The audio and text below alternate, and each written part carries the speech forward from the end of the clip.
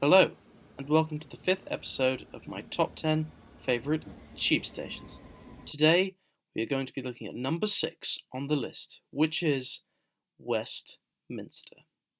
Westminster is a station on the Circle, District, and Jubilee lines, located in Zone 1 in the London city of Westminster. This station is famous for the makeover it received when the Jubilee line was constructed in the 1990s, with its large open design. The station is named after the historical district that it is located in. This station serves the famous London landmarks of the Houses of Parliament, Westminster Abbey, and Downing Street. The station, in fact, is located underneath Portcullis House, which is a famous government office. The station opened on December 24th, 1868, as Westminster Bridge Road, and served as the terminus of the original section of the District Railway, which has evolved into the modern-day District Line. The station was initially a cut-and-cover station, with the platforms being located in a cutting between the various buildings that had been constructed after the station's opening. The station was very similar in look and layout to Sloane Square, a few stops down the line. If you want to have a rough idea of what the original Westminster station looked like, it's best to go there. In 1949, the now named District Line service to the station was joined by the Circle Line service.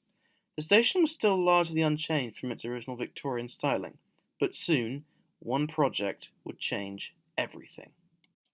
In 1992, the long-dormant project to extend the Jubilee Line was eventually brought up again and approved by the government.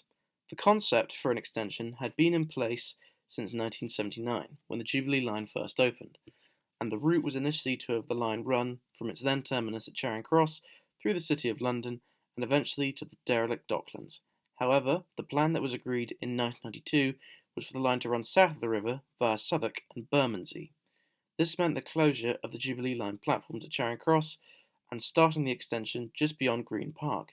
The planners chose Westminster as the first station on the new extension. This meant that the current station would need a significant upgrade. The reconstruction of the station began in 1993. With the stability of nearby Big Ben a major concern, they had to do a lot of grouting to stabilise the ground around the station site, due to it being poor. As a result of this, the new Jubilee Line platforms had to be constructed one on top of the other. The station itself was significantly expanded, with a large cavern beneath the Circle and District Line platforms, which had to remain open but was significantly refurbished. A brand new ticket hall with a unique concrete design was also constructed. This cavern would contain a large number of escalators down to the Jubilee Line. Portcullis House, the government building I mentioned earlier, was constructed above the station at this time.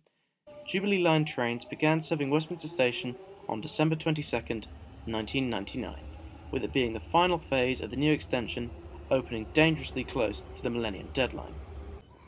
The new station is one of the architectural marvels on the London Underground, with the massive escalator cavern being one of the most astonishing sights on the Underground, along with the engineering genius of being able to thread the Jubilee Line through a very unstable site.